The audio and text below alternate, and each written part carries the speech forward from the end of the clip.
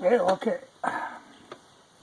I did find a leak, but it was by the water pump, and there was a tiny pinhole leak in the water hose. Once it got heated up, I can't even find it. Oh yeah, right there. But just very small.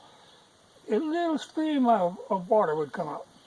Well, there was enough play in the hose. I was able to shorten it that much and hook it up, but I will have to order a new hose.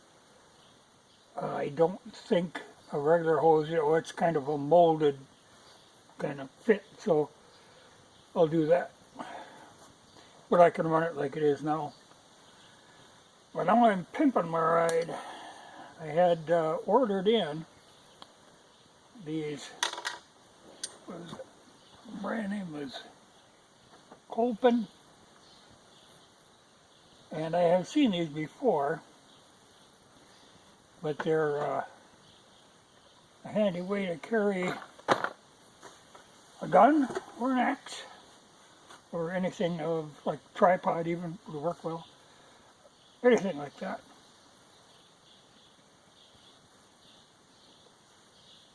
And these, I think they make different weights of them. These are a Rhino Grip XL. I was surprised. I mean, the package was really heavy. They're a solid piece of machinery.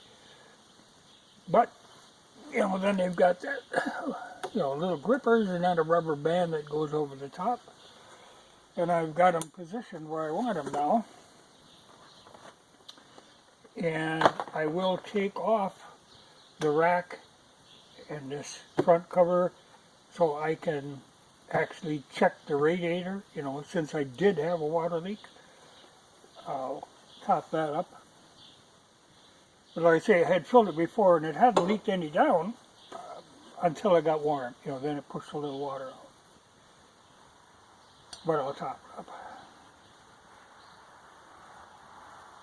And the other thing I put on was this. I've talked about these before. I have one of these on my tractor, and what they are is a chainsaw plate. You can put the saw in here, this snaps over, and it holds your saw secure.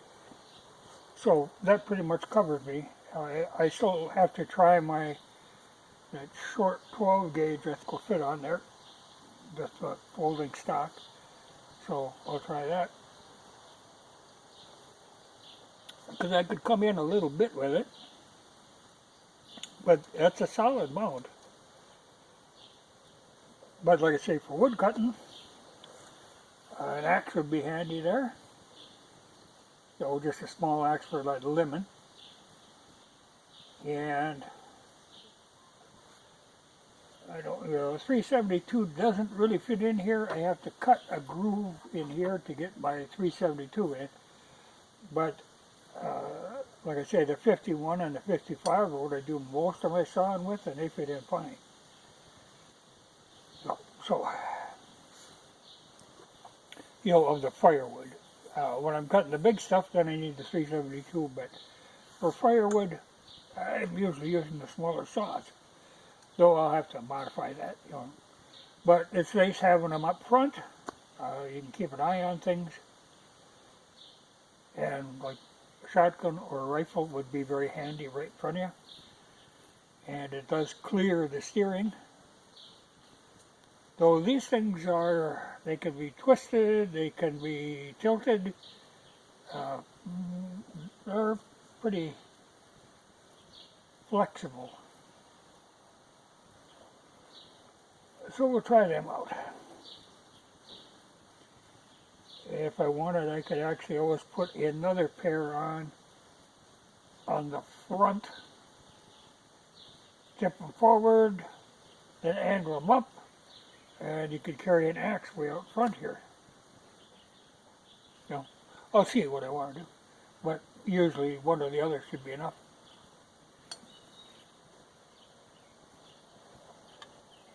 But I got that leak fixed. I got to put that footboard back on. So, because the water pump is down under the recoil, kind of. But that's just a steady stream, just a very little stream of water coming out of there. But it was just a pinhole. And that isn't unusual, where it's right where, the clamp goes here. Well, the fitting came past it, so it's right where the edge of the fitting is. And that's where it finally let go. But that might be what killed this machine in the first place. That it ran out of water by spraying that radiator empty. And like I say, the heat light hasn't worked on this for a long time. It was just unplugged. Now it works fine. The fan works. When I got it warmed up, then I could hear the fan kicked in. So she should be ready to go. Though I haven't looked at the drive belt, maybe we'll just order one in to have a spare one on hand. And I don't know what kind of job that'd be to change. Like I say, everything on these is pretty well buried. But not bad, and once you've had it apart. But I wouldn't have tangled it without the manual. And the wiring, when I was puzzling about that the other day, well, it is, it's all color-coded, but, like the wires don't necessarily keep the same color. They can change from the connector either way. Like I said, I'm coming from the brake light switches were all black.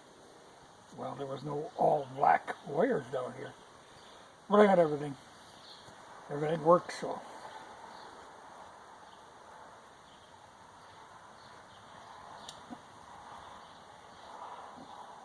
Well, it's good to have that done. I could make use of it. Part of the reason I put this stuff on the front, besides the fact that then it's always, it's visible, you know where it's at. Like have a gun on the back and it flops off. And, but the back I want to clear, keep open because I have a sprayer. It's got 12-foot booms.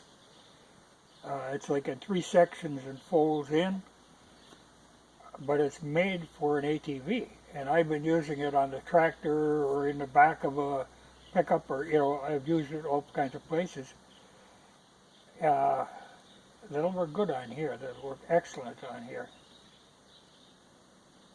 So I need the back open for that.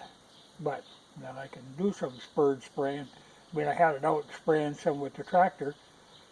But the thing I don't like about the tractor is you drive through and you smash the grass down and it never comes back, or, it lays down. Because I like to spray before I hay, and then you wait and after you've hayed, the spurs will spring up, then hit her again, So this will be a lot easier to do that. I know I don't think it was this one, but one that my brother had, the one year I used it to spray, and that worked a lot better than the tractor. A lot more able to get around. And then the sprayer that I have has got a wand too. You can switch it back and forth.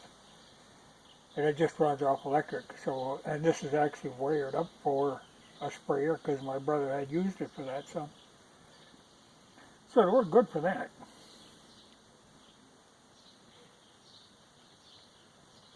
But I see both Fleet Farm and Tractor Supply sell a trailer made by a company called Polar that's made to pull behind these, and that'll probably be my next major purchase. It's got the plastic body made very much like the plastic sled that I use in winter for hauling firewood. That stuff's pretty damn tough. And then it is dumpable. So it'd be handy for cutting firewood. I can get back in them odd places fill up that little trailer and it'll hold 3/4 ton.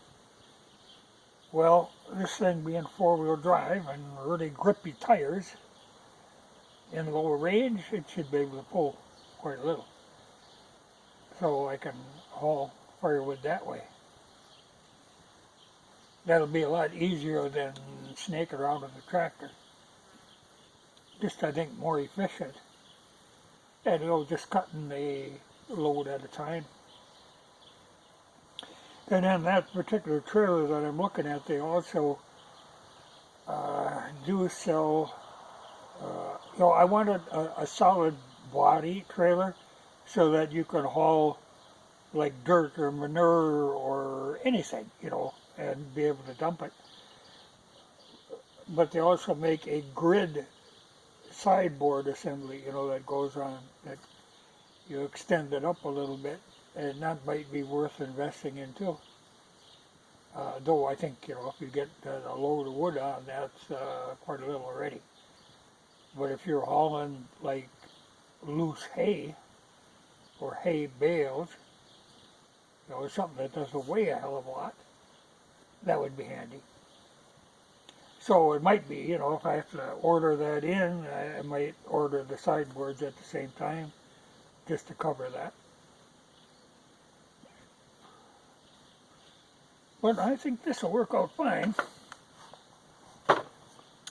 Don't remember what I paid for this. I ordered this before I actually had the thing home. But I didn't end up putting a lot of money into this, so I could splurge for that. And this I had on hand, because when I bought them before, if I find something I think is a very useful item, I buy a couple. And so I had an extra one on hand that I've never used. And I was able to drill in to the rack and fasten it with them plastic push pins. And they actually work pretty good for mounting that. I'll have to come up with the best way of mounting my sprayer. That won't be on it all the time, but it'll be easy to just flop it on there, latch it down, plug in the wires and go. Oh, and I did recover the seat. I ordered the seat cover.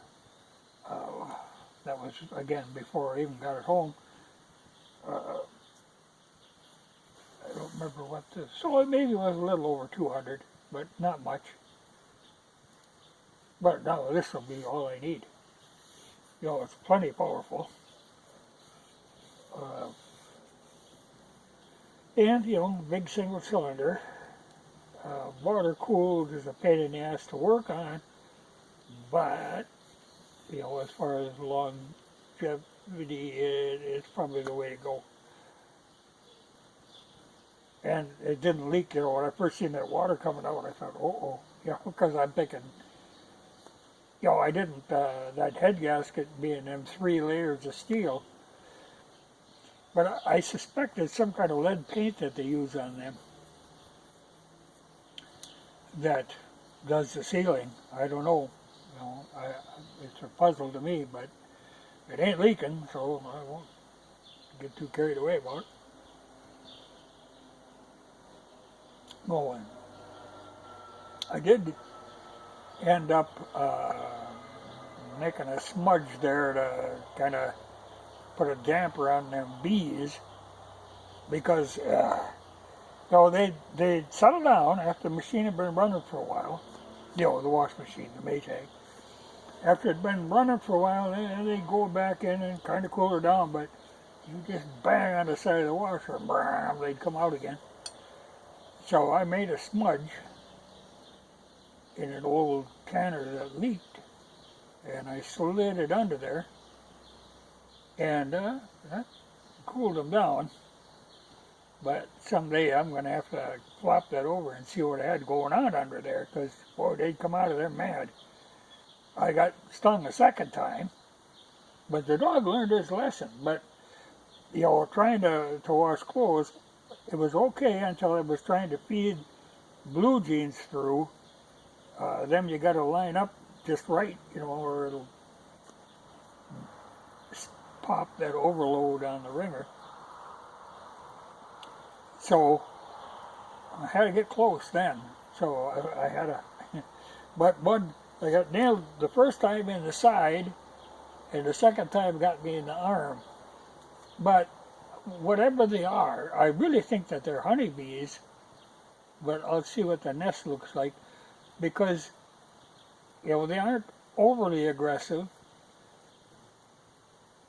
and they aren't that big, and the sting isn't as bad. I mean, it hurts, you know, right now.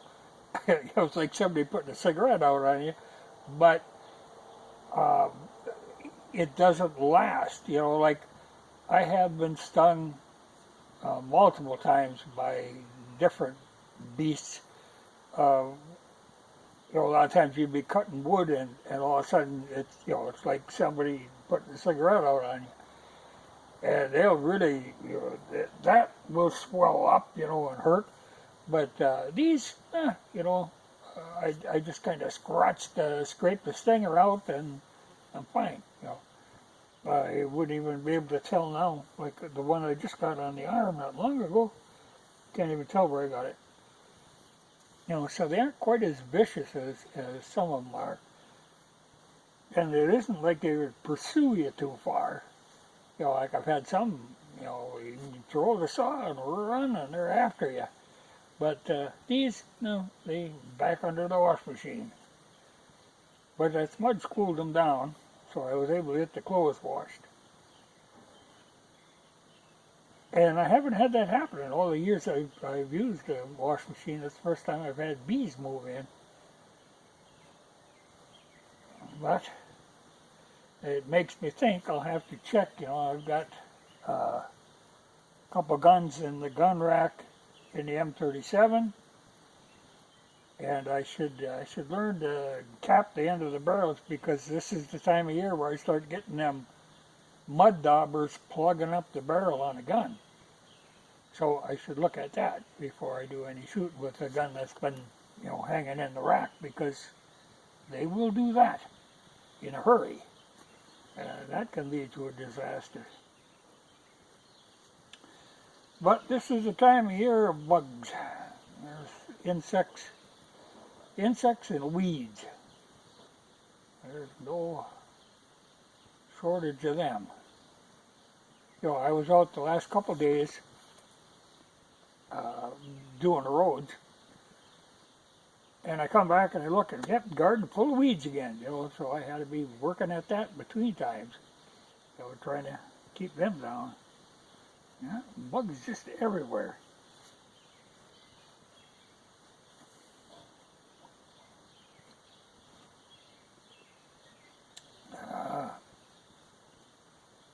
But good to have this done.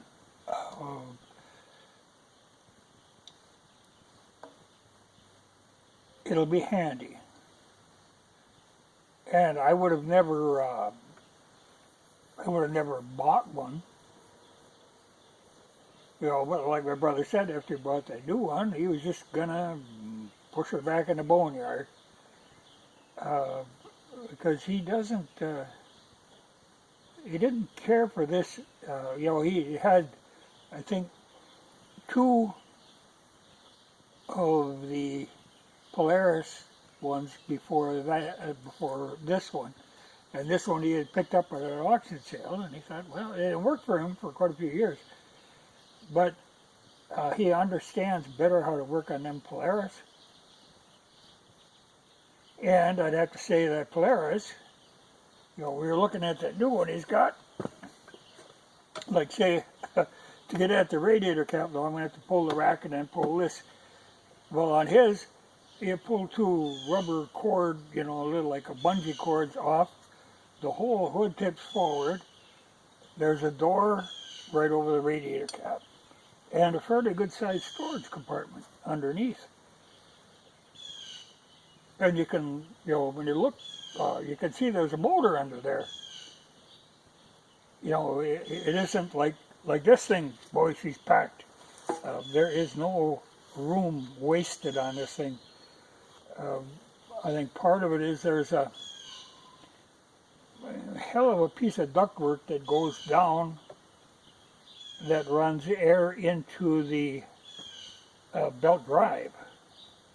There's ductwork all over on this thing, so it's surprising, really. So there's no space wasted on this. I mean, they got everything jammed full of something. But like I say, even the wiring, it was amazing how many wires do you need, you know, for something. She has a lot of gizmos. And the shifter, I might play around with a little. You know, there again, you're dealing with interlocks because you do, like say if it's in neutral to go into reverse, or, you know, you got to pull the brake fairly solidly. And the awkward thing is the brake that you have to pull, and I don't know if they're all like this. I mean, maybe if you switch the wires around, it would work to use this brake, you know, on the right-hand side. But it happens that everything is on the left side, including the shifter. So you're over there trying to hold that brake and push the starter button. Then when you go to shift, you got to hold the brake and reach across to shift. That's one of the things my brother liked about the Polaris, is that the shifter is on the other side. You know, it's what made more sense to him. This was always kind of awkward for him. Well, it was awkward for me even, you know, when I drove it, checking cattle and stuff. Things didn't seem to make sense to me. I could see, though, if you move that, and it might be just by switching them wires around, you know, the two connectors that are, you know, with the black wires. So I should maybe try that, because that'd be great if you could do that. I mean, if you could have the brake on this side to interlock with the starter, that would make more sense. But by the color of the connectors, this is the way it's supposed to be. So if it's just the switch connections, I can't see why it would matter to switch them around. It'd just be a hell of a lot handier. Because every time, if you go to start it, you got to be holding the brake, running the choke and the starter button at the same time, all on the one side. A little awkward. And then your throttle is on the other side. So if you start it and you want to be able to give her a little bit of throttle, well, your hands are all tied up on that side.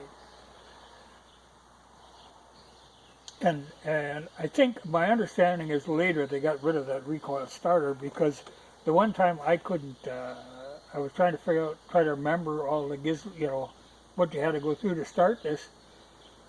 I finally, you know, I could turn the key on, I got power, but I couldn't get the starter to turn over. You know, I was trying to remember that procedure, so I was going to pull it with that recoil. Boy, you can't pull that with a recoil. That's just a waste of space on there. That's way too much compression to try, you know, you just can't hold it with your hand. You know, you can't do it. So I could see why they dropped that. That made no sense. And it's funny because that's, you know, even with that decompressor that works off the cam, that should have been fairly low compression at that time. But even, you know, with something this big, even low compression is not low enough to recoil start.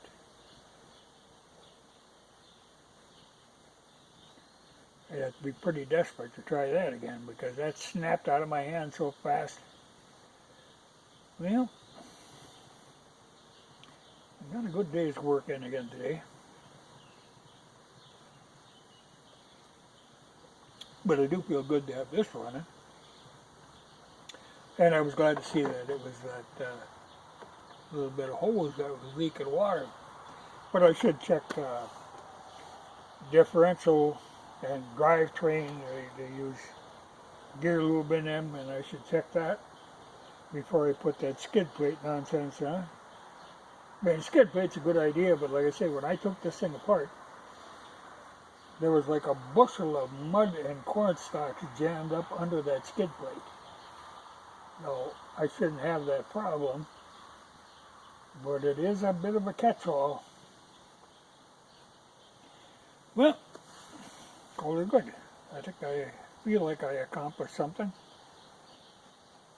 which is probably cool enough. I guess I could pull a rack off, check that radiator, and see if my these new style push pins, if they work a little better than the Yamaha ones, if I can actually reuse them, because there's a couple of them holding that plate there on. So I got 6 bolts to take off the rack, and then 2 pins, and then I should be able to get at the radiator cap.